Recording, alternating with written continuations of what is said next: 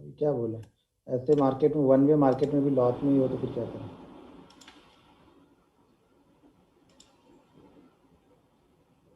हम्म,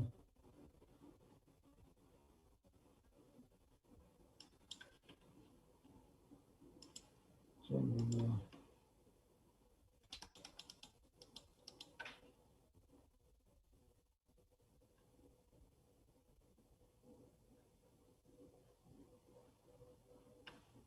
हम्म,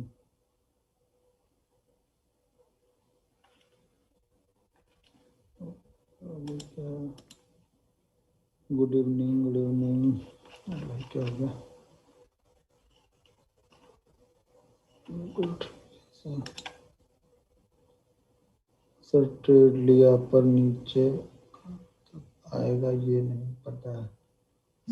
sir नीचे कहाँ तक आएगा ये एक्सपीरियंस ही बताता है, ये मुझे भी पता नहीं रहता है कि नीचे कहाँ तक आएगा, ठीक है ना। तो ये एक्सपीरियंस बताता है, जब अपने सेटअप पे आप काम करोगे, सेटअप पे बैठोगे, तब ये सारी चीजें धीरे धीरे समझ में आती हैं। किसी को भी ये पता नहीं रहेगा कि कहाँ तक आ सकता है। अगर ये पता रहे कहाँ तक आएगा तो बीच में कोई निकले ना, सुबह लेके बैठ जाए और पता है कहाँ तक जाएगा तो वहीं पे निकले फिर बंदा। बहुत सारी चीजें प्रैक्टिस करोगे तो समझ में आती हैं। एक एंट्री सही मिलनी चाहिए, बस देखो एंट्री सही मिल जाए, एक बार प्रॉफिट में निकलने की कोशिश करो। अभी छोटे छोटे लोग हैं, बाद में 6-8 महीने बाद यही ट्रेड आपके बड़े बड़े ट्रेड बनेंगे।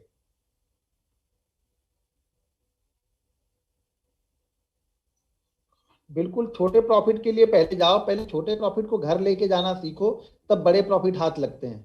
छोटे प्रॉफिट का सम्मान नहीं करोगे तो बड़े प्रॉफिट कभी नहीं आएंगे। आज श्री, क्या सर कल क्लास थी क्या? कल क्लास नहीं थी सर, कल क्लास नहीं थी, एक मिनट करने लो।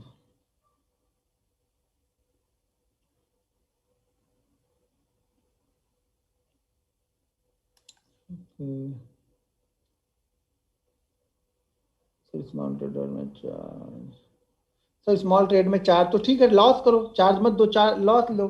पहले सीखना है तो चार्ज देखना है भाई मेरे। अब क्या बताता, क्या सिखाऊं आप लोग को मैं, और क्या समझाऊं। छोटे ट्रेड में बोलोगे यार उसमें चार्ज चले जाते हैं, भाई लॉस लेके जाते हो वो मंजूर है, लेकिन 20 रुपए का चार्ज देके जाते हो वो मंजूर नहीं है सीखने के लिए आप लोग को। अभी क्या बोलेंगे। ठीक है भाई, लॉस ले लो, वो आपको संतोष है तो लॉस ले लो, कोई दिक्कत नहीं, चार्ज मत दो, क्योंकि लॉस में तो चार्ज लगता नहीं होगा आपको।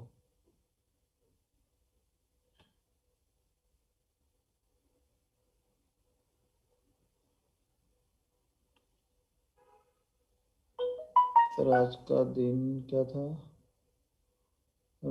आपने 30,636 का टारगेट कैसे बोला था? सर प्रैक्टिस, फिर से वही बता रहा हूँ, प्रैक्टिस और जो रेंज बनी है उस रेंज को देखो तो आपको समझ में आएगा क्यों टारगेट दिया। मैंने कोई एक्स्ट्रा थोड़ी चीजें कर रहा हूँ, वो रेंज जो बनी है उस रेंज के ऊपर जरा ध्यान से देखो कितने पॉइंट की रेंज है, कितना मैंने टारगेट दिया है। वो 100 पॉइंट की रेंज थी, 110 पॉइंट की रेंज थी और 120 पॉइंट का मैंने टारगेट दिया था।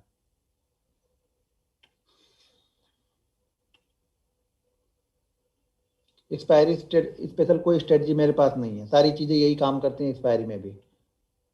सिद्धि विनायक जी कोई एक्सपायरी स्पेशल स्ट्रेटजी नहीं होती है। अच्छा सिद्धि विनायक जी आप ही पूछते हो ना कि सर आपका लॉस नहीं हुआ। सर आज भी लॉस नहीं हुआ, क्या करें, 6 या 7 ट्रेड लिए, उस भेज दिया मैंने, तो आज भी लॉस नहीं हुआ सिद्धि विनायक जी। और कोई एक्सपायरी स्पेशल स्ट्रेटजी नहीं होती है, बस मार्केट को वॉच करो, सेम चीजें हर दिन काम करती हैं। सपोर्ट रेजिस्टेंस ट्रेंड लाइन बनाना सीख जाओ, सही तरीके से प्रैक्टिस करो 6-8 महीने, सारी चीजें वहीं से होंगी। बाकी कहीं से गेम नहीं होगा, वहीं से आपको आधी चीजें वहीं से मिलती जाएंगी। बाकी सुबह के सेटअप में देखो, सुबह के सेटअप में कुछ मिल गया तो अच्छी बात है, नहीं तो सपोर्ट रेजिस्टेंस और ट्रेंड लाइन, बाकी कुछ मत देखो।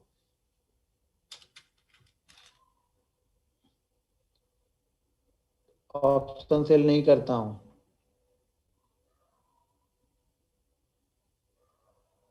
हाँ स्टॉक्स के चार्ट साथ साथ देखोगे तो और अच्छा रहेगा आपके। स्टॉक्स देखो कौन से स्टॉक्स किस तरह से मूव कर रहे हैं, क्या उसका सपोर्ट है, क्या रेजिस्टेंस है, कौन सा स्टॉक कितना नीचे तक जा सकता है, उसके कैलकुलेशन से आप एक बार टारगेट निकाल सकते हो।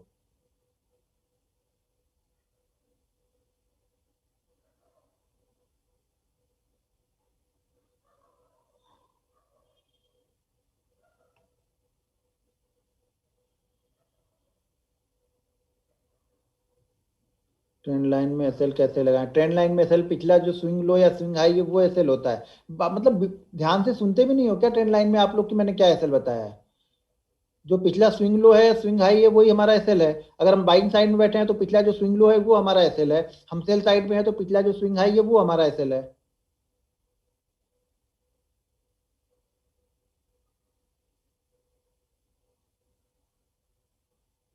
आज सर जी, आज कितना कमाया? दाल दाल रोटी के अलावा?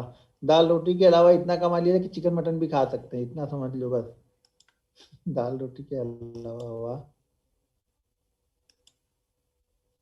अब इतना कमा लिया है कि आज की पूरे महीने में जितना मैं रिस्क एक दिन ले सकता हूँ बाई 20 ट्रेडिंग सेशन में, उतना अगर लॉस होगा ना तो खत्म नहीं हो जाएगा। तो ये मैंने पहले बताया कि मार्केट में आप 200 दिन ट्रेड करोगे तो 30 दिन 35 दिन आपकी बड़ी प्रॉफिट होते हैं, बाकी दिन आपको बैठना पड़ता है छोटे छोटे प्रॉफिट के लिए। ठीक है ना, बाकी दिन आपको बड़े प्रॉफिट होंगे, लेकिन ये बड़े प्रॉफिट आपको तभी मिलेंगे जब पहले आप छोटे छोटे प्रॉफिट बनाना सीख चुके हो। तो बैंक निफ्टी इंट्राडे का टारगेट ट्रेंड लाइन से, सपोर्ट रेजिस्टेंस से जो रहता है, वो पिछला जो रेजिस्टेंस क्या है, पिछला सपोर्ट क्या है, उसको देख के ही निकालते हैं सर। अब देखो, मैंने आप लोग को एक चीज बताई थी, आप लोग समझते तो नहीं। चलो बैंक निफ्टी का चार्ट आपको दिखाता हूँ, फिर आपको समझ में आएगा। अरे यार, ये तो आपने 2-3 दिन पहले ही बता दिया था हम लोग को। लेकिन अब आपका क्या क्या दिमाग, आज का दिमाग, आपका दिमाग आज चलेगा नहीं वहां पे। क्यों नहीं चलेगा? कि आपकी सोच तो भाई अलग है कि फटाक से बन जाए, फटाक से कुछ मिल जाए, फटाक से कुछ हो जाए, बैठना तो है नहीं। मैंने ये चीजें आप लोग को बताई थी। अभी आपको समझ में आएगा, जब चार्ट दिखाऊंगा ना तभी तुरंत आपके दिमाग में चलेगा, अरे यार ये तो आपने बता दिया था मुझे। लेकिन उसके पहले आप दुनिया भर के ट्रेड ले चुके होते हो आप लोग, तो वो चीजें समझ में नहीं आएंगे। देखो, अभी बैंक निफ्टी का मैंने चार्ट लगाया है। अब बैंक निफ्टी के इस चार्ट में मैं देखता हूँ कितने लोगों ने इसको देखा है। जो चीजें यहाँ पे ऐसा क्या दिख रहा है चार्ट में? ऐसा चार्ट में ऐसा क्या दिख रहा है जो मैंने आप लोग को बताया है कि जब इस तरह की कंडीशन बनेगी तो इसके बाद ही मूवमेंट होगी? ये बैंक निफ्टी का चार्ट है। ठीक है। अरे भाई, कौन है ये कॉपी पेस्ट कर रहा है एक ही क्वेश्चन भाई? भाई, इनसाइड कैंडल के बारे में मैंने बता दिया था। बैंक निफ्टी में कैसे फॉलो करना है मैंने वो बता दिया था। अब उसको आप 1 मिनट पे देख लो, 5 मिनट पे देख लो, 15 मिनट पे देख लो, आपकी मर्जी है। स्टॉक्स में देखो, बैंक निफ्टी में देखो। बैंक निफ्टी में 1 मिनट की भी देख सकते हैं, स्टॉक्स में आपको 5 मिनट से कम का नहीं देखना है। स्टॉक्स में आपको बीच में नहीं देखना है। अरे भाई, कौन है कॉपी पेस्ट कर रहा है कि क्वेश्चन? अब यहाँ पे देखो, मैंने आपको लोग को 2 चार्ट दिखाए हुए थे। 2 चार्ट भी दिखाए थे, बताया था इसको कि इंडेक्स में, स्टॉक्स में, हर जगह आपको फॉलो कर सकते हैं इसको। मैंने आप लोग को चार्ट ये दिखाया था कि मैंने बोला था यहाँ से कि देखो ये 32,800 से हम आ रहे हैं और हम आ गए। इस दिन मैंने बताया था, जो ये 2 कैंडल बनी थी उस दिन मैंने बताया था कि हम आ गए हैं 159 के आसपास में। तो हमें क्या चाहिए था कि एक दिन मार्केट ये 30,000 वाले, 31,000 वाले लेवल को ब्रेक ना करे। मैंने बताया था ना कि 30,000 31,000 वाले लेवल को ब्रेक नहीं करे। क्यों? कि मार्केट थोड़ा सा सुस्ता ले, मार्केट यहाँ से थोड़ा सा अपमूव मिल जाए, जिससे जो नए सेलर है फिर वो एक्टिव होंगे। तो मार्केट, क्योंकि 1800 पॉइंट हम ऑलरेडी गिर चुके थे, मार्केट एक दिन होल्ड किया और आज मार्केट जैसे गिरा, तो जैसे मैंने पहले बताया था कि यहाँ में बड़ी मूवमेंट आपको होगी। मैंने आपको इसलिए डीवी स्लैब का चार्ट दिखाया था, डॉक्टर रेड्डी का चार्ट दिखाया था इसके साथ में, और मैंने किसी एक स्टॉक्स का और दिखाया था। मैंने 3 चार्ट आप लोग को दिखाए थे कि इस तरह की मोमेंटम बनती है। तो जब बड़े मूवमेंट हो चुके होते हैं तो थोड़ा सा वेट करना पड़ता है। वेट करने के बाद जब फिर गिरावट आएगी तो वो बड़ी होती है कभी भी। तो 31,900 तो मैं मंडे से भी डाला था, मंडे को भी मैंने डाला था कि ये हमारा की पॉइंट है 30,900। 30,900 को ब्रेक करेगा तो एक बड़ी मूवमेंट आपको देखने को मिलेगी। ठीक है, तो वो तो आपको प्रैक्टिस से ही आएगा, प्रैक्टिस से ही दिखेगा। पहले आपको दिखेगा नहीं, आपको बिलीव नहीं होगा, समझ में नहीं आएगा, बहुत सारी चीजें होंगी। लेकिन जैसे जैसे आप प्रैक्टिस करोगे, चीजों को समझोगे, सीखोगे, तब सारी चीजें यहाँ पे देखेंगे आज को।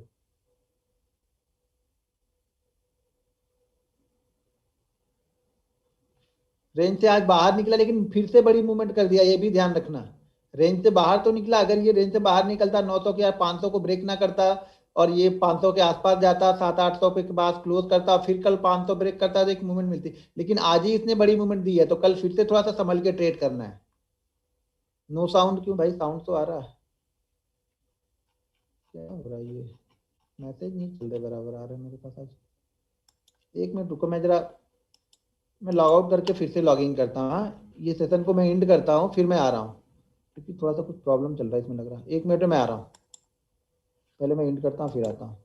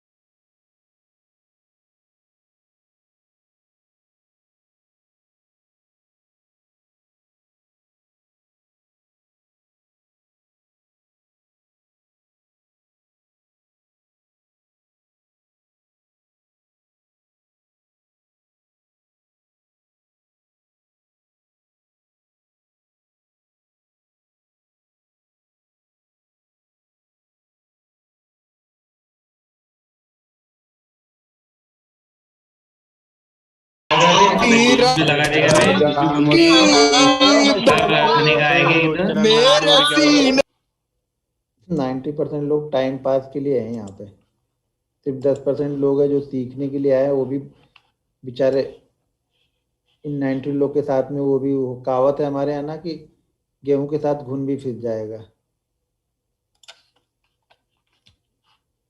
चलो ओके,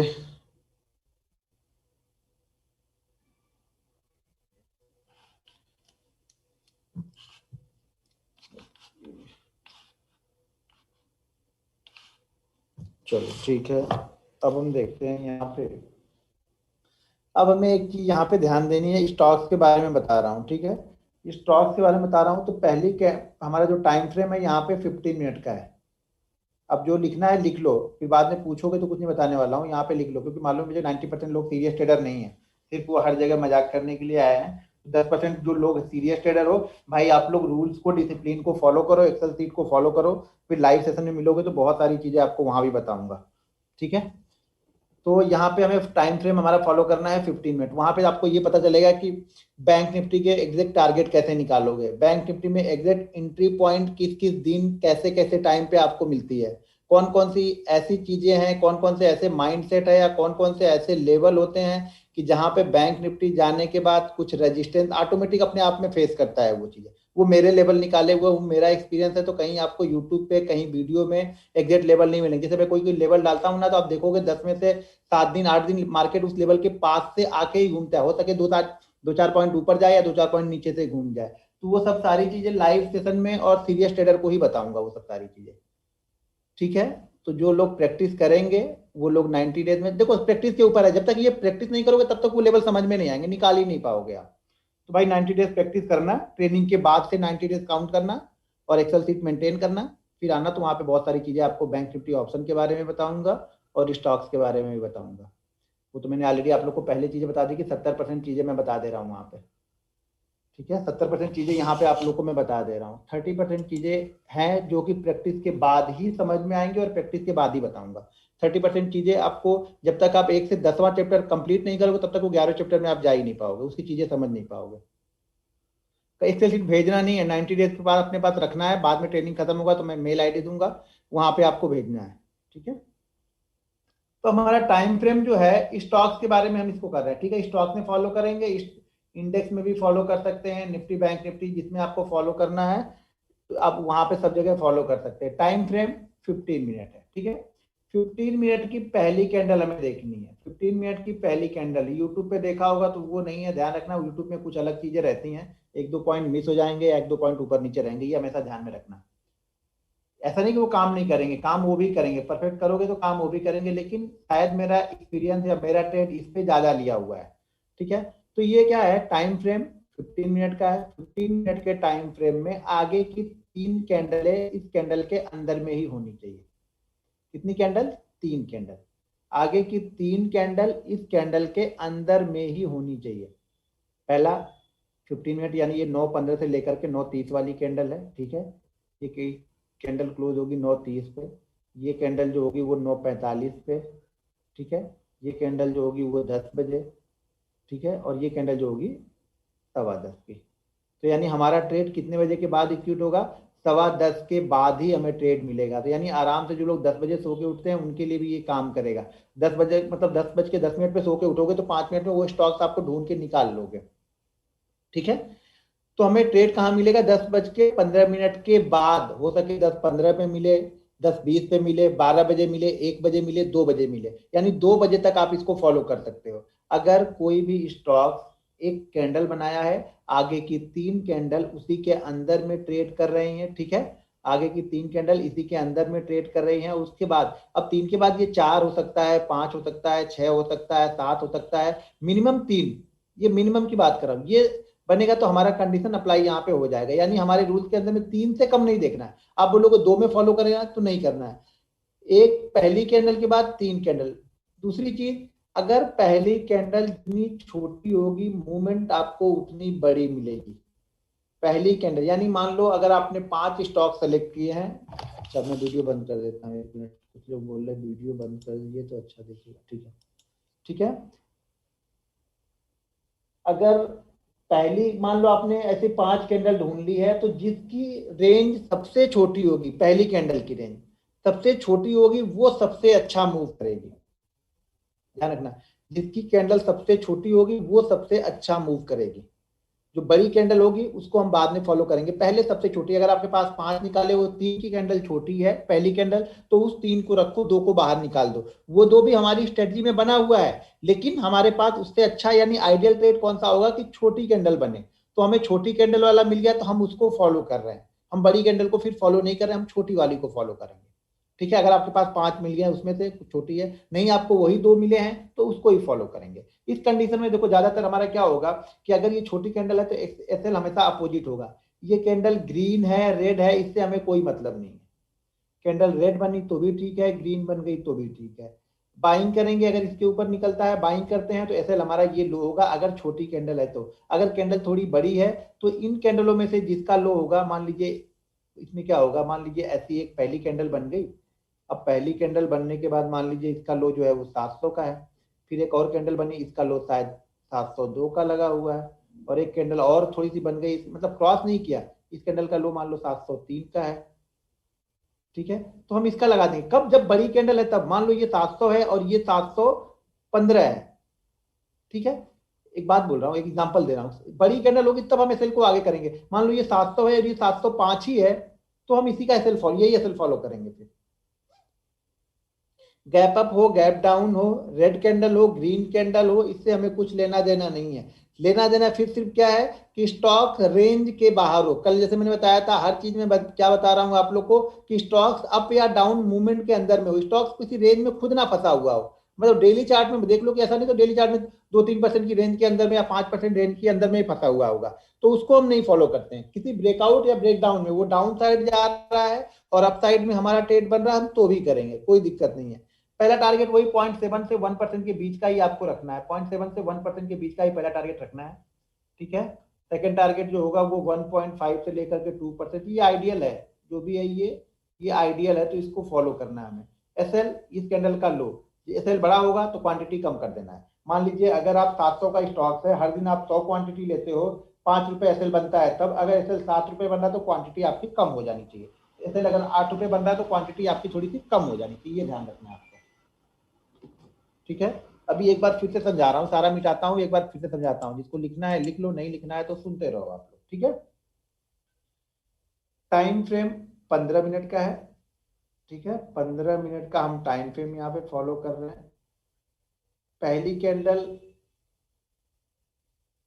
रेड यहाँ बनाते, पहली कैंडल रेड बन गई तो भी चलेगा और ग्रीन बनी है तो भी चलेगा, इससे हमें कलर यहाँ पे इंपॉर्टेंट नहीं है। कल की प्राइस से गैप अप ओपन है तो भी चलेगा, कल की प्राइस से गैप डाउन ओपन है तो भी चलेगा। ठीक है, डेली में एक रेंज में नहीं होना चाहिए, बस ये ध्यान रखना है आपको, डेली में रेंज से बाहर होना चाहिए। डेली में ब्रेकआउट की तरफ चल रहा हो तो चलेगा, ब्रेक डाउन की तरफ चल रहा होगा कंटिन्यू तो भी चलेगा। ठीक है, अगर पहली कैंडल, अगर आपने 5 स्टॉक सेलेक्ट किए हैं और 3 की पहली कैंडल छोटी है, तो हमेशा पहले ट्रेड हमें छोटी वाली में करना है, और छोटी वाली में ट्रेड भी आपको जल्दी मिलेगा। बड़ी कैंडल को शायद ब्रेक करने में टाइम भी लगाए, मार्केट टाइम लेके, छोटी को जल्दी ब्रेक करेगा। यानी 3 कैंडल जो हमने देखी है शायद वो चौथी में, पांचवी में, छठी में ब्रेक कर दे। बड़ी वाली कभी कभी आपको 2 बजे ब्रेक करेगी, 1:30 बजे ब्रेक करेगी, 12:30 बजे ब्रेक करेगी, क्योंकि लंबी कैंडल है जिसके अंदर भी ट्रेड करता रहता है। ठीक है, क्लियर हो गया?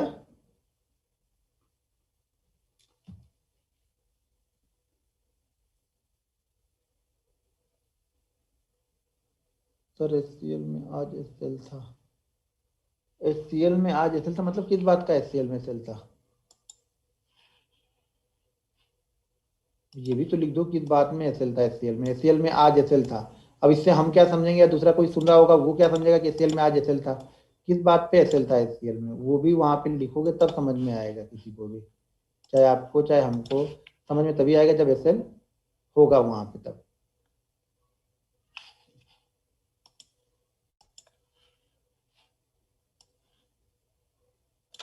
ठीक है, एसएल होगा तो एसएल ले लेना है, एसएल से भागना नहीं है अगर एसएल होगा किसी में तो। एसएल से जब भागोगे तब वो लेके जाएगा आपको, जब तक एसएल से भागोगे नहीं तब तक आपको एसएल कहीं नहीं लेके जाएगा। एसएल हो गया है, एसएल ले लो। समझ में आ गया ये मैं क्या बोला, फिर आगे बढ़ूं मैं।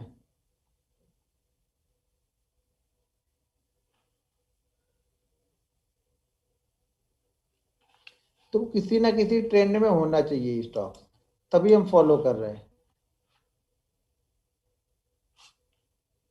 अप ट्रेंड, डाउन ट्रेंड, हाँ कुछ भी चलेगा, अप ट्रेंड डाउन ट्रेंड कोई भी चलेगा ट्रेंड।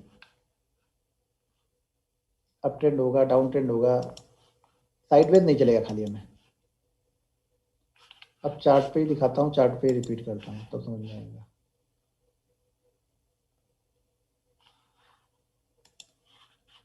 ये अच्छा, पहले तो ये चार्ट को स्टॉप करना पड़ेगा हमें।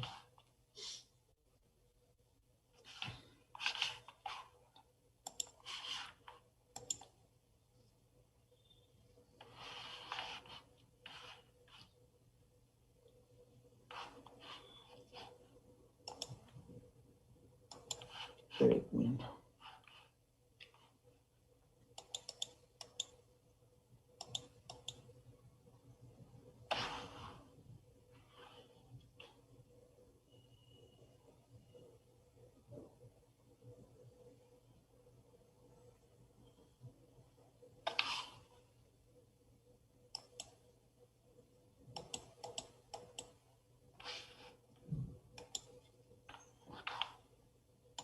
चलो ठीक है। अब मैं स्क्रीन शेयर करता हूँ।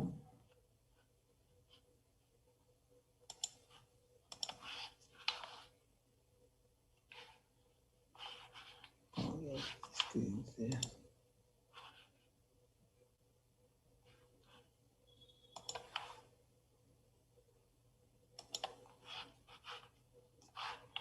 चलो, ये हमारा 15 मिनट का चार्ट है, 15 मिनट का टाइम फ्रेम है। अब 15 मिनट के टाइम फ्रेम में हमें क्या देखनी है कि एक ऐसा स्टॉक ढूंढना है जिसकी पहली कैंडल के अंदर में आगे की 3 कैंडल उसके अंदर में हो। ठीक है, पहली कंडीशन हो गई। दूसरी कंडीशन क्या है कि मार्केट पहली कैंडल अगर रेड हो, ग्रीन हो, इससे हमें कुछ लेना देना नहीं है। पहली कैंडल जितनी छोटी होगी उसका रिजल्ट आपको उतना ही अच्छा होगा।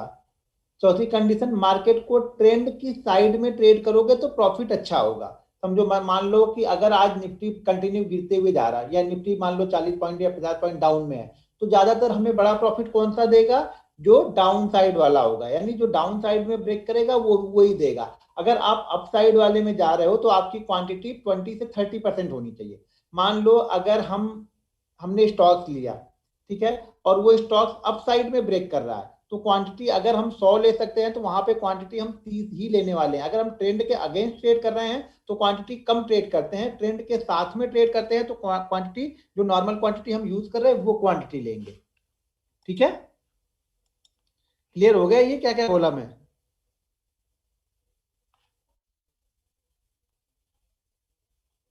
अब चलो, जैसे आज HDFC में था, ये देखो HDFC में था तो HDFC को, अब यहाँ पे HDFC में समझो, अब इसको पहले समझ लेते हैं HDFC को, फिर आगे समझाता हूँ आपको। अब ये HDFC में बना है, ठीक है। सब लोग भाई वीडियो बंद कर लो, अब कोई नहीं बंद कर रहा था तो उनको कितना कहेंगे, छोड़ दो, आप देखो अपना ध्यान से समझो। जो देख रहे हैं तो ठीक है, नहीं देख रहे तो भी ठीक है। अब यहाँ पे ये HDFC का है, ठीक है, HDFC लिमिटेड का यहाँ पे मैंने चार्ट लगा दिया है। अभी ये HDFC लिमिटेड की सुबह की पहली कैंडल है, ठीक है। पहली कैंडल कहाँ पे बनी, ये है हमारी पहली कैंडल का हाई जो लगा है वो लगा है ऑलरेडी, ये हटा देता हूँ आपका चैट विंडो आप लोग का। पहली कैंडल का जो है हाई है ये यहाँ पे है हमारा, दिख नहीं रहा, हाँ, हाई है 2546 का। यहाँ पे जो लो लगा है वो लगा है 25.9 का, लगभग 1.5% की कैंडल ये बनी हुई है। ठीक है, इससे छोटी कोई होगी तो उसको भी आप फॉलो करो और अच्छा होगा। अब यहाँ पे बनी, अगर ये स्टॉक अप साइड में देखो ट्रेंड क्या है मार्केट का, डाउन साइड, स्टॉक का ट्रेंड क्या है, डाउन साइड, तो बेस्ट मूवमेंट कहाँ देगा, डाउन साइड में। अगर ये अप साइड में ब्रेक करता है तो ऐसा नहीं हम इसे ट्रेड नहीं करेंगे, क्वांटिटी हम यहाँ पे कम ट्रेड करेंगे। अगर हम ट्रेंड के अपोजिट जाते हैं, स्टॉक्स का भी ट्रेंड डाउन है, इंडेक्स का भी ट्रेंड डाउन है, तो मतलब हम अपोजिट में जा रहे हैं, तो क्वांटिटी कम करते हैं। उसी डायरेक्शन में चल रहा है, जिस डायरेक्शन में इंडेक्स चल रहा है, जिस डायरेक्शन में स्टॉक्स चल रहा है, दोनों ही चीजें सेम मैच कर रही हैं, तो उस साइड में मूवमेंट आपको अच्छी मिलेगी यहाँ पे। तो यहाँ पे क्या हुआ, इसने ब्रेक किया, पहली दूसरी तीसरी कैंडल इसके अंदर में रही, चौथी कैंडल ने नहीं, पांचवी कैंडल ने ब्रेक किया। जब पांचवी कैंडल ने ब्रेक किया तो अब हम एसएल वहां पे नहीं लगा रहे, एसएल यहाँ पे लगा रहे, क्योंकि तीन कैंडल यहाँ पे बनी है, तो एसएल को हम यहाँ पे फॉलो करेंगे। ये ग्रीन कैंडल हम फॉलो करेंगे एसएल के लिए, यानी 2700 2530 का हम एसएल फॉलो करेंगे। और हम ट्रेड कहाँ पे लेंगे, लो के नीचे जो कि है 2509, तो यहाँ पे हम एसएल फॉलो करेंगे और इसको लेके हम जाएंगे। तो स्टॉक्स यहाँ से आपको 5 मिनट में देखा जाए तो फिर यहाँ पे इसने कंसोलिडेट किया, ये मूवमेंट हमें क्लियर कट मिला है 2484 तक का। ठीक है, अब इसी के साथ में एचडीएफसी लाइफ इसी का भाई है, यहाँ पर भी सेम सिचुएशन थी। अब यहाँ पे देखो स्टॉक्स का ट्रेंड डाउन है, इंडेक्स का ट्रेंड डाउन है, ट्रेड हमें किस साइड में दे रहा है, ये अप साइड में दे रहा है। ट्रेड कहाँ दे रहा है, हमें अप साइड में दे रहा है, तो क्वांटिटी क्या होगी आपकी, कम क्वांटिटी होगी। अब इस कंडीशन में जो हमें सेल फॉलो करेंगे, ऑलरेडी मेरे ख्याल से दो बड़ी बड़ी कैंडल है, तो शायद इस कैंडल का हम पहले फॉलो करेंगे सेल यहाँ पे 679, तो हम एसएल फॉलो करेंगे इस कैंडल का, फिर यहाँ नहीं फॉलो करेंगे, इसका लो नहीं फॉलो कर रहा है, फिर हम यहाँ पे फॉलो करेंगे 692 का एसएल, सॉरी 679 का एसएल हम यहाँ पे फॉलो करेंगे। क्वांटिटी देखो स्टॉक्स ऊपर गया, इससे हमें लेना देना नहीं है, रूल्स जो है उसको फॉलो करना है। क्वांटिटी हम यहाँ पे कम ट्रेड करेंगे, क्यों कि हम स्टॉक्स का भी ट्रेंड डाउन है, इंडेक्स का भी ट्रेंड डाउन है, और ये स्टॉक्स हम ऊपर की साइड में बाइंग कर रहे हैं, तो यहाँ पे हमें क्या हो रहा है, मूवमेंट तो हमें मिल गई, लेकिन क्या हुआ, हम क्वांटिटी यहाँ पे कम ट्रेड करते हैं। ये ध्यान रखना है, हर बार आपको ये चीजें ध्यान रखनी है कि क्वांटिटी आपको कम ट्रेड करनी है, कहाँ पे कम ट्रेड करनी है, ये आपको ध्यान होना चाहिए। अच्छा, इंडेक्स में हम फेवरेट में चलते हैं, स्टॉक कहाँ गए, इंडेक्स। अब ये था गोदरेज में भी था, शायद गोदरेज प्रॉपर्टी थी या गोदरेज, अच्छा गोदरेज प्रॉपर्टी में था।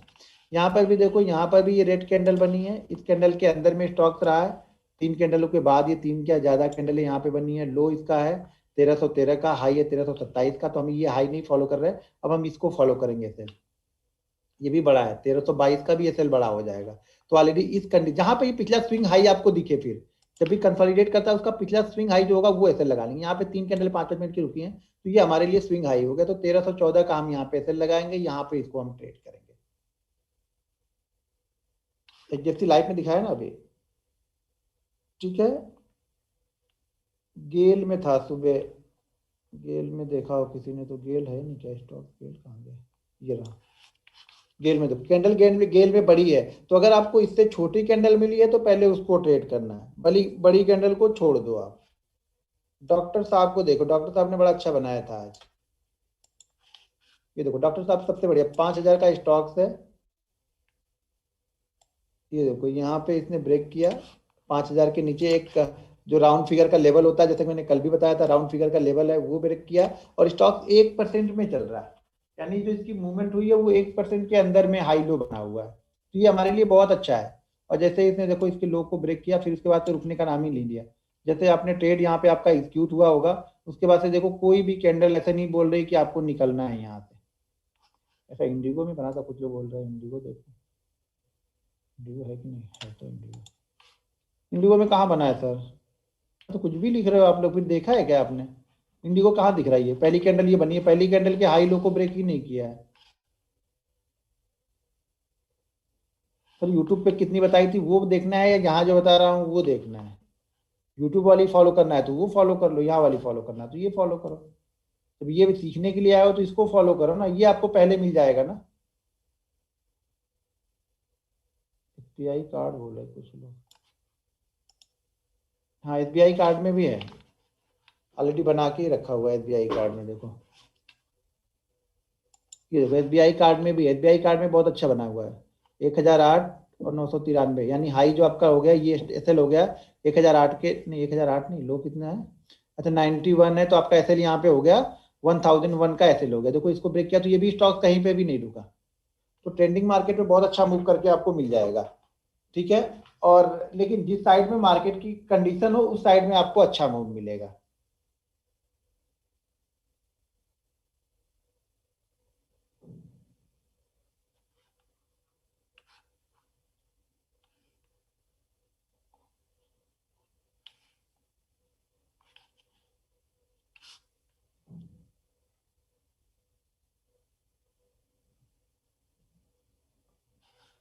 सर जी सारे शेयर नीचे का मतलब यहाँ पे नहीं है, सारे शेयर से नीचे से हमें कुछ लेना देना नहीं है। हमें मतलब है जो पहली कैंडल बनी है उसके अंदर में 3 कैंडल बनेगी तब हमें फॉलो करना है। कि पहली दूसरी तीसरी नीचे गिरती जाएगी उससे हमें थोड़ी पकड़ पाएंगे। हमें ट्रेड पकड़ना आना चाहिए कि हमें ट्रेड पकड़ना कहाँ है। तो हमें ये ट्रेड ढूंढना है कि यहाँ पे जब बनेगी इसके अंदर में तब हम ट्रेड कर रहे हैं, नहीं बनेगी तो नहीं ट्रेड करेंगे। थोड़ी मेहनत आप लोग भी करो, जाके देखो वहां पे चार्ट में थोड़ा सा देखो जाके कहाँ पे बना था कहाँ पे नहीं बना था। पीछे के मूवमेंट को छोड़ के कल फॉलो करो ना, कल उस पर ट्रेड लो। कल ट्रेड लेने के बाद जो क्वेश्चन हो फिर वो क्वेश्चन करना, पहले ट्रेड तो लो एक बार कम से कम उस पे। स्टॉक्स को देखो तो सही किस कंडीशन में स्टॉक बैठा, पहले कंडीशन फॉलो करना सीखो कि हमें किस किस कंडीशन में इसको करना है, कब कब करना है। तो कुछ लोग बोल रहे हैं इसमें होने वाले एनआईटी में हुआ था, कहाँ हुआ एनआईटी में नहीं है भाई। कुछ भी आप लोग मत लिखो यार, ये 15 मिनट का है, कहाँ पे है पहली कैंडल तो बनी उसके बाद दूसरी तीसरी सब ऊपर ही गई है। जुबलेंट फूड लिखा है कुछ, जुबलेंट फूड में कहाँ पे है? जुबलेंट फूड में फर्स्ट सेकंड थर्ड, हाँ यहाँ पर भी है, जुबलेंट फूड में भी है।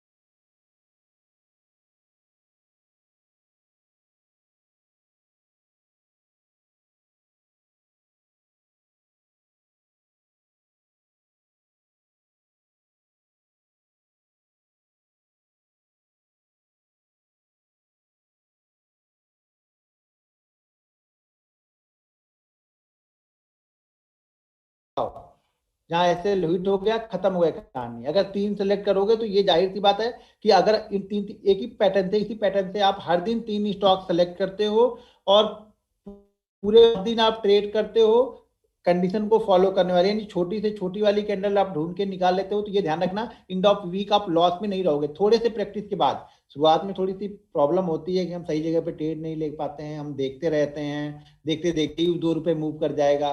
तो वो सब सारी चीजें शुरुआत में होंगी, लेकिन थोड़ी सी प्रैक्टिस करने के बाद आप एंड ऑफ वीक आप लॉस में नहीं रहोगे। अगर आप 5 के 5 दिन 3 स्टॉक्स कम से कम 3 स्टॉक ढूंढ के निकाल लेते हो तब, और तीनों में अगर ट्रेड बनता है तो तीनों में ट्रेड लो। एक में बना है तो हमने एक में ही लिए ट्रेड लिया, कोई दिक्कत नहीं हमें। लेकिन अगर तीनों में बना है तो मैं तीनों में ट्रेड लूंगा। बस अगर इस सेटअप के साथ आप करोगे तो भी आप एंड ऑफ वीक लॉस में नहीं रहोगे, थोड़ी सी प्रैक्टिस करने के बाद। रूल्स रिस्क मैनेजमेंट और मनी मैनेजमेंट को तो आपको फॉलो ही करना है। ऐसा नहीं कि एक दिन आपने हर दिन आप 50 50 50 50 ट्रेड कर लो, सडनली एक दिन आके 500 मार दो, बोलो सर मेरा लॉस हो गया। तो भाई नंबर ऑफ ट्रेड में आपका लॉस ज्यादा नहीं है, आपने एक ट्रेड में ही सारा गंवा दिया तो ये आपकी गलती होगी फिर।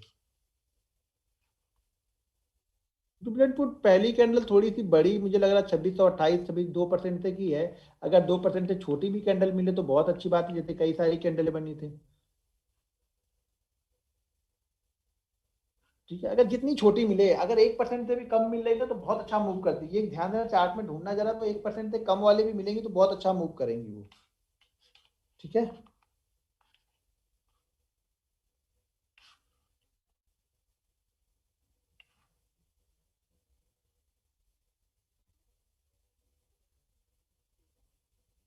रिलायंस में भी था, रिलायंस में। अच्छा रिलायंस आज मैंने देखा नहीं, रिलायंस का चार्ट ही मतलब गौर से रिलायंस का चार्ट में देखा, क्लोजिंग नीचे की है ना कल से। हाँ क्लोजिंग तो नीचे ही, रिलायंस कहाँ गई है? अरे रिलायंस में कहाँ भाई मेरे, 2 बजे के बाद ट्रेड करोगे क्या? रिलायंस ने ब्रेक ही नहीं किया शाम तक, तो कल इसमें ध्यान रखना, कल ये मूवमेंट करेगा फिर रिलायंस, अगर आज इसने ब्रेक नहीं किया है तो। कल अगर इसी रेंज के बीच में ओपन हो जाए और नीचे की साइड में ब्रेक कर दे, शायद नजदीक में है नीचे की साइड में, ब्रेक लास्ट में किया है तो ठीक है, फिर भी कोई दिक्कत नहीं है। अगर इसी रेंज में ओपन हो जाए कहीं और नीचे की साइड में ब्रेक करेगा तो रिलायंस कल मूव देगा आपको नीचे की साइड में। लेकिन कल ये ध्यान रखना, सब लोग ध्यान रखना, कल हम 1800 नहीं, अब हम हो गए लगभग 2800 पॉइंट गिर चुके हैं। 2800 पॉइंट गिरने के बाद में कल एक्सपायरी है, मंथली एक्सपायरी है, तो अलर्ट होकर ट्रेड करना। अगर थोड़ी शॉर्ट कवरिंग आएगी तो भी अच्छी खासी शॉर्ट कवरिंग आएगी। मान लो जिन्होंने शॉर्ट रखे हुए हैं, जिन्होंने शॉर्ट लिए हैं, वो प्रॉफिट बुकिंग करने के लिए कल आए तो मार्केट मूव कर सकता है ऊपर की साइड में, तो नजर बना के रखना, अंधाधुन आके ट्रेड मत करना कल, क्योंकि जब बहुत बड़ी मूवमेंट हो जाती है तो थोड़ा सा डर लगता है एक्सपायरी वाले दिन। उसी साइड में गया तो भी डर लगेगा, क्योंकि भाई हम 2800 पॉइंट पूरे वीक में गिर चुके हैं, तो उसी साइड में वन वे जा रहे तो क्वांटिटी थोड़ी सी छोटी ही रख के ट्रेड करना कल के सेशन में। अगर आज का मूवमेंट 200 300 या 400 पॉइंट का भी हुआ होता तो चलता, आज की मूवमेंट भी 1000 पॉइंट के लगभग की हो गई, तो ये थोड़ा सा डर बनाएगा कल के सेशन में। तो आराम से कल ट्रेड करना, ऐसा ना हो कि आज का प्रॉफिट कल निकल जाए। वैसे कल गैप डाउन ही ओपन होगा, पहले तो मुझे लगता है गैप डाउन ओपन होगा, और गैप डाउन ओपन होने के बाद ट्रैप करेगा, अगर उसको ऊपर जाना होगा तो पहले ट्रैप करेगा नीचे, नीचे सबको लपेटेगा, उसके बाद फिर वो ऊपर निकलेगा। तो शायद ऐसा निकले कि जो नीचे ट्रैप होंगे ना वो निकलने का सोचे भी ना और जीरो करेंगे, तो ये ध्यान रखना आप कल। हो सकता है कल ट्रैप बहुत अच्छा करे मार्केट। वो तो निगेटिव तो सर, डाउ जोन्स तो कल तो निगेटिव नहीं था ना, परसों तो नहीं निगेटिव था ना, लेकिन हम तो तीन तीन चार दिन से हजार हजार पॉइंट गिर रहे हैं। 4 दिन में पूरा स्वाहा कर दिया हमने। 4 दिन में पोर्टफोलियो जो जिसका अच्छा खासा प्रॉफिट में रहा होगा, या तो लेवल हो गया होगा या माइनस में आ गया होगा। ठीक है ना, तो ये सब चीजें तो होती रहेंगी, मार्केट है इसी तरह से करेगा। लेकिन आज अगर एक बड़ी मूवमेंट हो गई तो हमेशा अगले दिन संभल के ट्रेड करना चाहिए, यही स्टॉक मार्केट का भाई रूल्स है। अब आज के जितना आप सोचोगे, आज अगर आपने 5000 बनाया तो ये मत सोचना कि कल भी मैं 5000 बनाऊं, हो सकता है बन जाए 5000, लेकिन छोटे ट्रेड लेके चलना, पहले सेफ्टी जरूरी है। जो आज जो 5000 बना लिया है वो बचाना इंपॉर्टेंट है, कल अगर 1000 भी मिलेगा तो चल जाएगा, 5000 में 6000 एक हजार और बढ़ के 6000 प्लस हो जाएगा।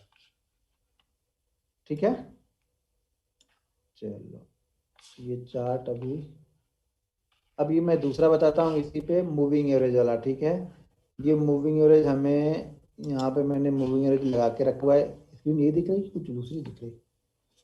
1 मिनट में लॉग इन करता हूँ। ये आप इंडेक्स में भी, दोनों ही चीजें आप इंडेक्स में फॉलो कर सकते हो, बैंक निफ्टी में बनेगा तो भी चलेगा, अगर बन रहा है तो इसको फॉलो कर सकते हो दोनों ही चीजों को।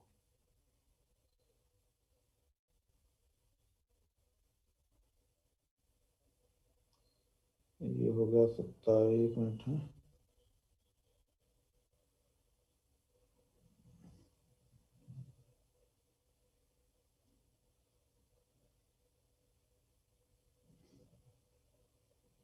लिंक में टर्न लिंक में 26 का 27 है ना, 27 का होना चाहिए, 27 का डेवलप लिंकिंग 27 का ये रहा।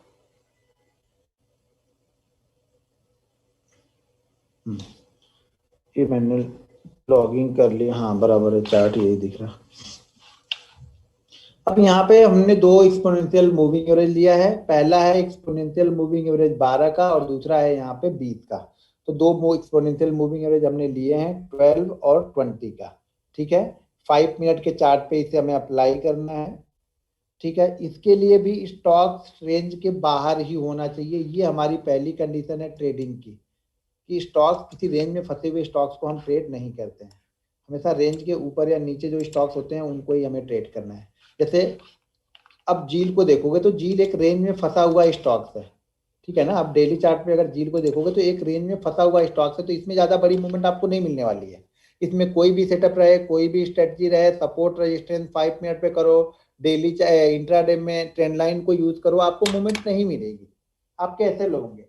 तो इसीलिए हमेशा पहले डेली चार्ट एक बार देखो, जब कोई भी आप 5 या 15 मिनट का देख रहे हो तो तुरंत कन्वर्ट करके एक बार डेली चार्ट में देख लो कि डेली चार्ट में सिचुएशन क्या बनी हुई है। ये ईएमए है 20 और 30 का। ठीक है, एक्सपोनेंशियल मूविंग एवरेज 20 और 30 का यहाँ पे लगा हुआ है, इसको हम फॉलो करेंगे। अब किस तरह से ट्रेड लेना है वो यहाँ पे आप लोग को बता दे रहा हूँ, ठीक है। इसको हम टाइम फ्रेम 5 मिनट पे कर रहे हैं, ये हमें 5 मिनट पे फॉलो करना है। 5 मिनट के टाइम फ्रेम पे एक मिनट इसको निकाल देता हूँ।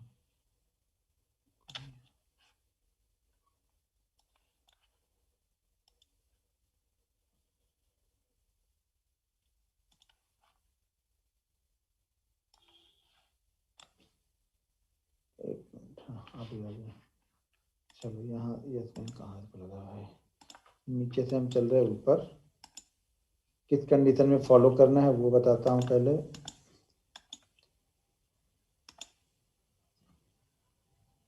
जी हाँ, 12 और 20 का अप्लाई किया है यहाँ पे।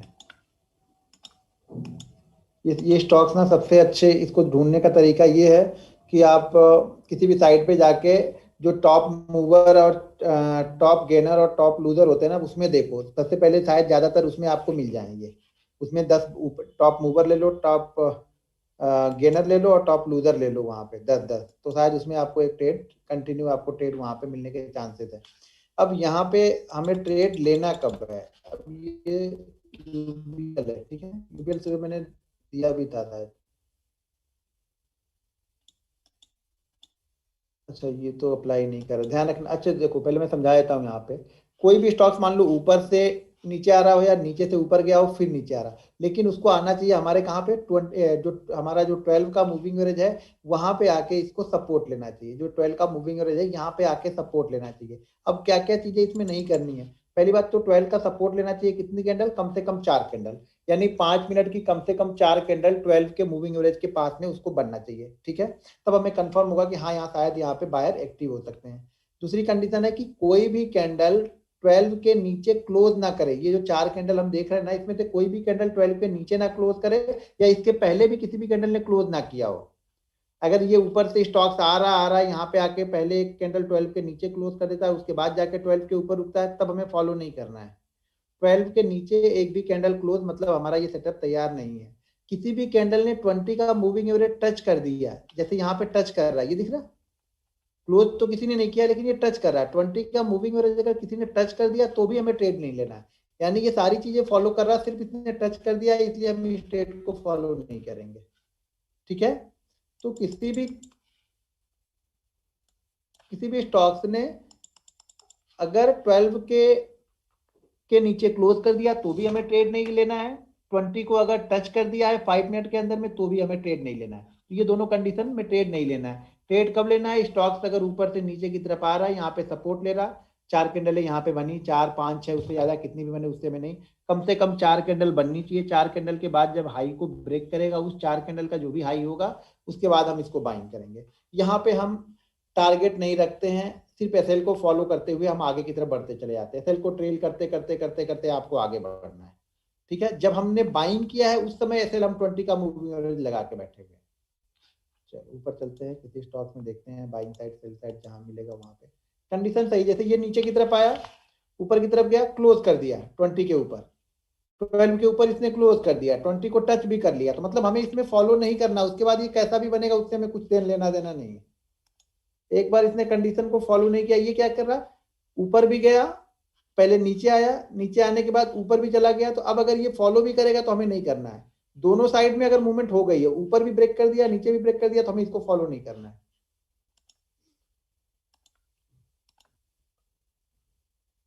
यहाँ देखो यहाँ भी 20 को टच कर रहा है, बाकी सारी कंडीशन फुलफिल कर रहा है, बस ये 20 को टच कर रहा है, इसलिए हमें इसको ट्रेड नहीं करना है। किसी भी स्टॉक्स में अगर टच करते हुए चलेगा 20 को तो हमें ट्रेड नहीं करना है। 12 के नीचे क्लोज कर दिया तो भी हमें ट्रेड नहीं करना है।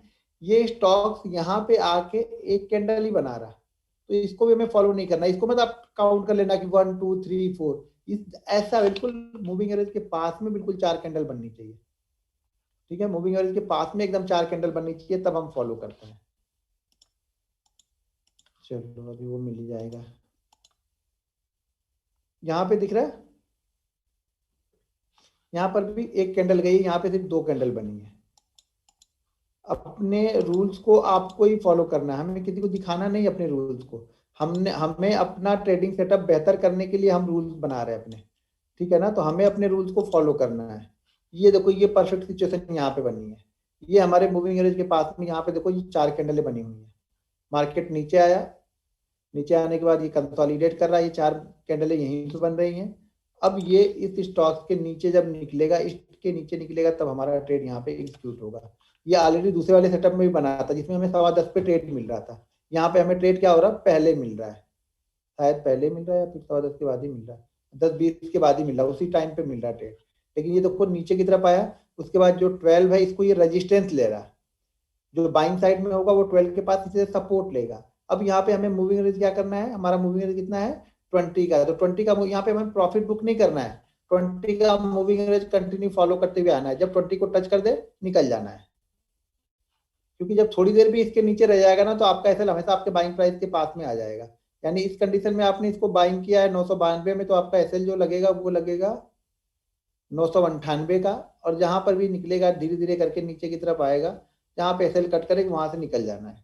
नहीं तो अगर आपको लगे कि नहीं यार अच्छा खासा मूव कर जो है तो मैं कुछ क्वांटिटी बुक कर लेता हूं, तो बुक करके बची हुई क्वांटिटी का एसएल आप इसी तरह से फॉलो कर सकते हो।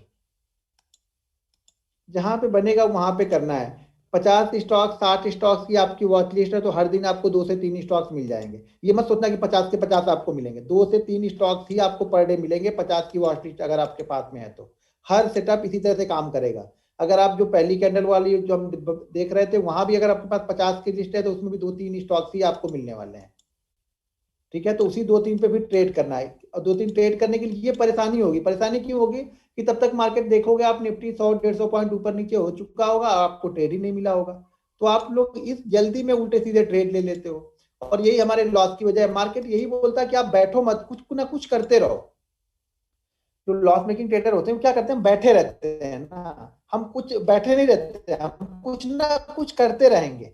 हमें आदत ही नहीं है बैठने की, हमें कुछ ना कुछ करने की आदत है। वहां पे नहीं आ रही कैसे बैठे, मार्केट तो इतना नीचे जा रहा है, ये ले लेता हूँ, ये बेच देता हूँ, ये खरीद लेता हूँ। इसीलिए हम किसी सेटअप को फॉलो ही नहीं करते।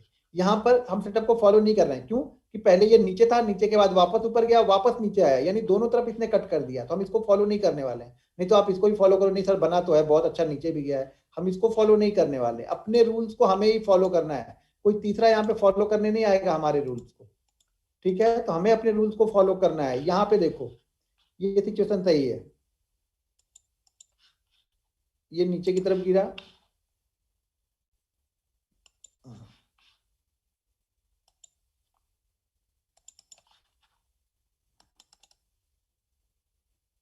ये नीचे की तरफ आया, ये हमारे मूविंग एवरेज के पास नहीं है, ये हमारे मूविंग एवरेज के पास है। जो ये दिख रहा है ना, ये 4 कैंडल हमारे मूविंग एवरेज के पास है। और एक भी कैंडल क्लोज नहीं है। क्लोज होने का मतलब कि कैंडल ये ग्रीन होगी तब ऊपर क्लोज होगी, ये रेड कैंडल बनी है, मतलब कोई भी कैंडल क्लोज नहीं है। तो जैसे इसके लो को ब्रेक करेगा हम सेल करेंगे, यानी कितना 4796 के नीचे हम इसको सेल करेंगे। जब हम यहाँ पे सेल कर रहे हैं तो हमारा एसएल यहाँ पे बनेगा 4796 4785, यानी लगभग 50 रुपए का एसएल हमारा बन रहा है यहाँ पे, ठीक है, नौकरी में। तो यहाँ से धीरे धीरे करके हमारा एसएल कहाँ पे ही चल रहा है, ये कंटिन्यू चल रहा है एसएल, धीरे धीरे करके यहाँ तक तो इसने परेशान किया। लेकिन उसके बाद जैसे ही गिरा 4797 पे सेल करके यहाँ कहाँ पे आ गया 4675, 100 रुपए की मूवमेंट कर गया। और उसके बाद भी अगर यहाँ पे आप नहीं निकले हो तो भी कोई दिक्कत नहीं, धीरे धीरे धीरे धीरे मूविंग एवरेज आपको यहाँ पे कट कर रहा हो, तो हमें यहाँ पे निकलना पड़ेगा, ठीक है। लेकिन जब ऐसी बड़ी बड़ी मूवमेंट मिल जाए तो थोड़ा सा तो हमें प्रॉफिट बुक कहीं ना कहीं कर ही लेना चाहिए,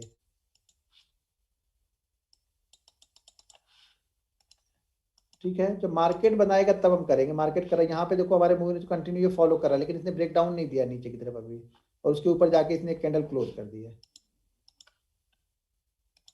जिसमें दोनों तरफ मूवमेंट कर दिया है उसको नहीं फॉलो करना है, ठीक है। यहाँ भी देखो ब्रेक डाउन नहीं है, ब्रेक डाउन यहाँ पे, ये ठीक है। यहाँ पे हमें एसएल दिया है, ये कंटिन्यू हमारे मूवमेंट के पास बन रही है। अब ये 4-5 कैंडल का जो भी हुआ इसके नीचे हम सेल कर रहे हैं, तो हमारा एसएल यहाँ पे कहाँ है, ध्यान से देखो, यहाँ पे हम रेंज बन रही है, यहाँ पे हम सेल कर रहे हैं। सेल कहाँ पे कर रहे हैं 157.30 पे, तो हमारा एसएल कितने का आ रहा, 158.20 का, 157.30, 1 रुपए का एसएल है। अब ये धीरे धीरे करके एसएल कहाँ पे कटा, यहाँ पे कटा हमारा, ठीक है ना। यहाँ पे कटा, कितने पे कटा 157.65 यानी 30 पैसे का एसएल आपको कटा। यहाँ पे थे तो हम 1 रुपया था, लेकिन जैसे जैसे टाइम निकलते जाता है ना तो ये मूविंग एवरेज ऑटोमेटिक नीचे आते जाता है, तो हमारा एसएल धीरे धीरे धीरे करके छोटा होता जाएगा। नहीं भी मूव करेगा, एक ही जगह बना रहेगा तो एसएल धीरे धीरे करके छोटा हो जाएगा। लेकिन जब एसएल को कट करे तो निकल जाना है, फिर वहां पे सोच विचार नहीं करना है क्या थोड़ी देर रुकता हूँ, थोड़ी देर दिखता हूँ, कुछ नहीं करना है, बस निकल जाना है वहां से। ठीक है, तो ज्यादा सोच विचार हमें नहीं करना है। ये तो एलटीआई है, LIC क्लियर हो गया ये। तो ये दोनों पे ट्रेड करना है आपको कल, और इस पे जो क्वेश्चन होंगे कल सुबह के शुरू के हम लोग 10 मिनट इस पे क्वेश्चन ले लेंगे, जो इस पे प्रॉब्लम होगी आप लोग को कि कहाँ पे आपने सही से फॉलो किया, कहाँ पे आपने सही से फॉलो इसको नहीं किया। तो ये दो चीजों को कल फॉलो करो आप लोग। और कल क्या है कल, हाँ कल एक्सपायरी है तो नजर बना के रखना। बैंक निफ्टी का लेवल 375, जो कि ऑलरेडी, अच्छा मैं आपको दिखा दूं थोड़ा सा, आप लोग का माइंड थोड़ा सा क्लियर हो जाएगा। नहीं तो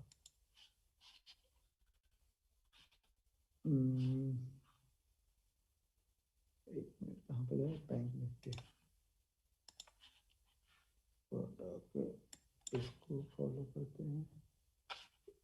ये देखो लास्ट के एक घंटे हम लगभग इसी जगह पे रहे हैं, तो हमारे लिए ऊपर का लेवल ये 375 इंपॉर्टेंट है। लेकिन कब, जब हम बीच में ओपन होते हैं तब। मान लो अगर गैप अप ही ओपन हो गए 500 के आसपास, तो थोड़ा इंतजार करना पड़ेगा रेंज बनने का।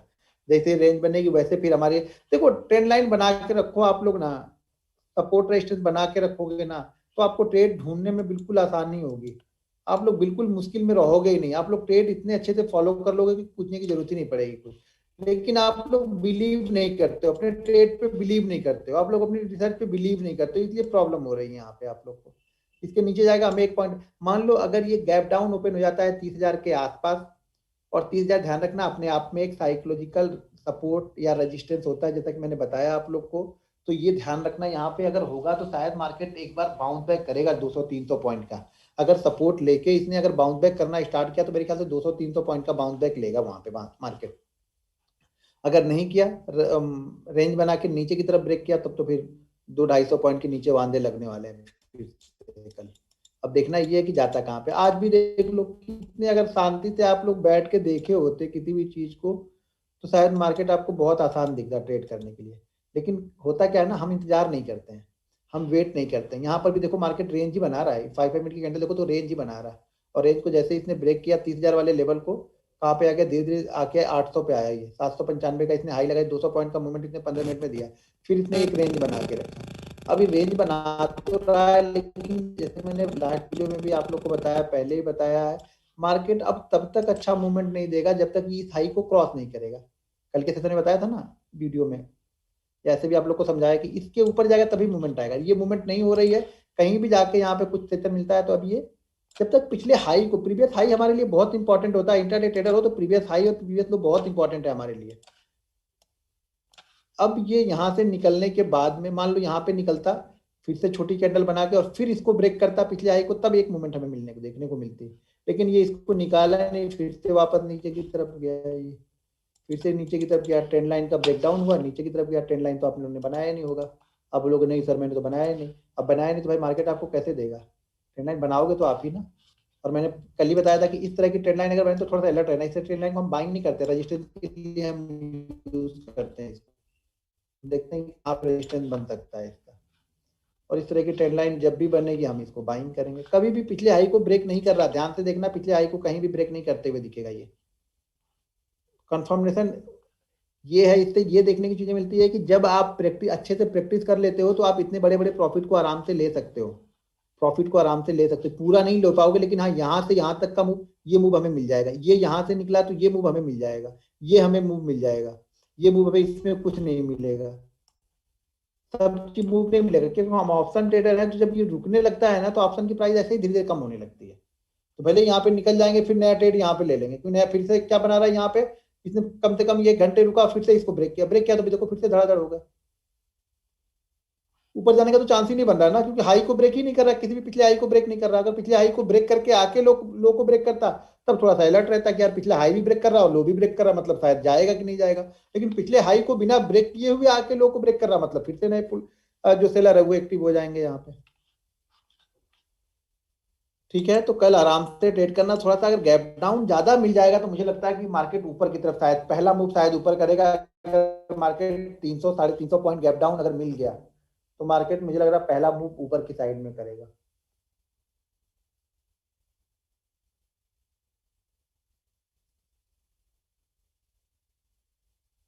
ठीक है,